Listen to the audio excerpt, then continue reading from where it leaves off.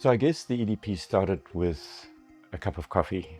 Minister Alan Winde commissioned Andrew and I to investigate the idea of an EDA, an Economic Development Agency, and to convert this concept into a reality. At the time, there was a plethora of economic development agencies in the province, and he was wanting some sort of consolidation into a single body. Because I had been at provincial government for 8 years, and while I was there, we tried to start a number of special purpose vehicles. So I knew where partnership worked and how it worked really well. And I also knew where attempts were made for partnership or towards coordination and collaboration and where it didn't work. And after doing that for 6 months, we went back to Western Cape government, to Alan Winde, and we said, you don't want to set up a new economic development agency. Your biggest issue is that you don't have good relationships with non-state actors, with the private sector, with the NGO sector, with the academic sector. And what you want here is an economic development partnership, not an agency.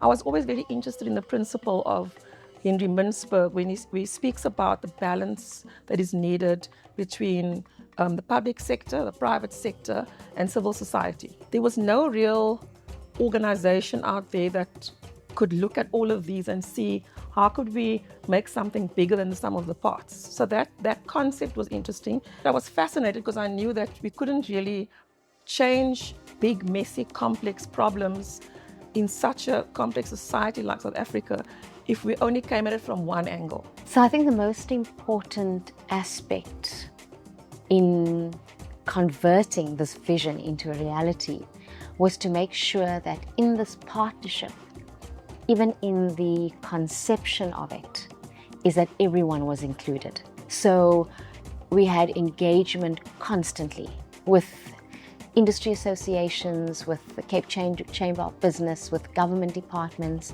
That was vital. What we were realizing is that people were quite entrenched. People really liked their different organizations and they were quite happy with how things were working.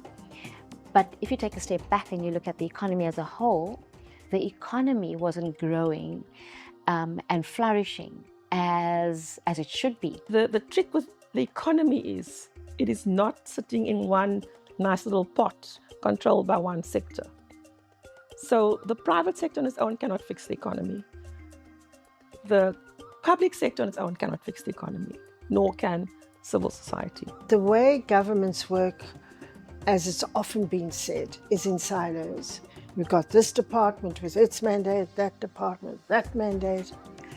And unless you approach the many developmental issues which confront us as part of a system, unless you look at it systemically and collaboratively, you don't get the big picture. In a developing country, very much so in a developing country, where issues are vertical, horizontal, cross each other, these social issues, collaboration becomes very important. So I first encountered the EDP when I was working at the National Treasury. In government programs, we find that there are good strategies, there are good plans, there are good programs that have been designed, but we falter when it comes to implementation. So the EDP's work stood out as quite unique, firstly because it was focused very much on the relational work that was necessary to make development work happen.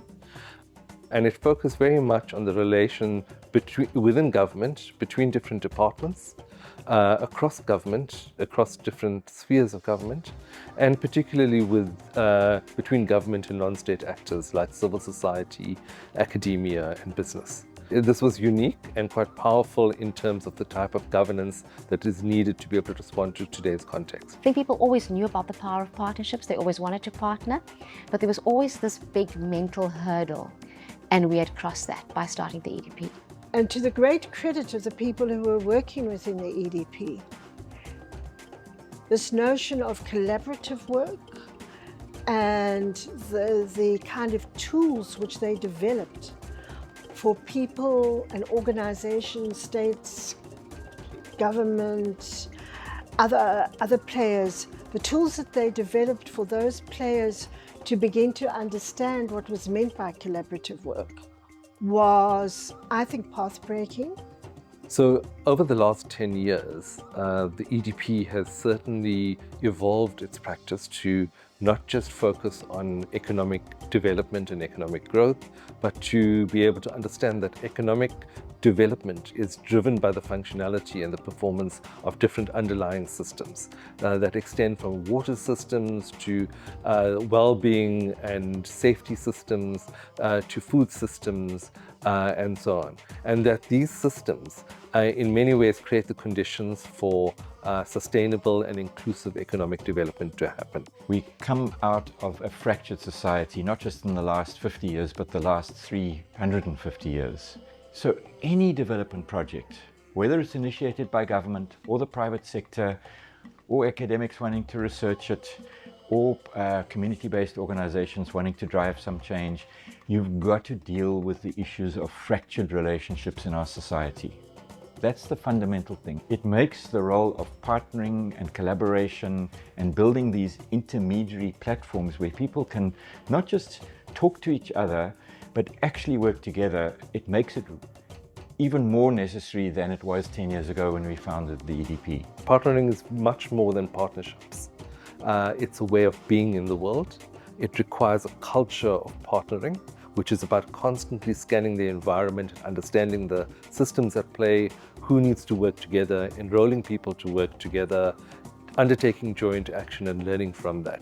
So the EDP acts as a collaborative intermediary, focusing on those in-between spaces between the variety of actors, development actors and partners that need to be able to respond to development problems. And I think has a major contribution to make towards the way that governance and development happens in the South African state.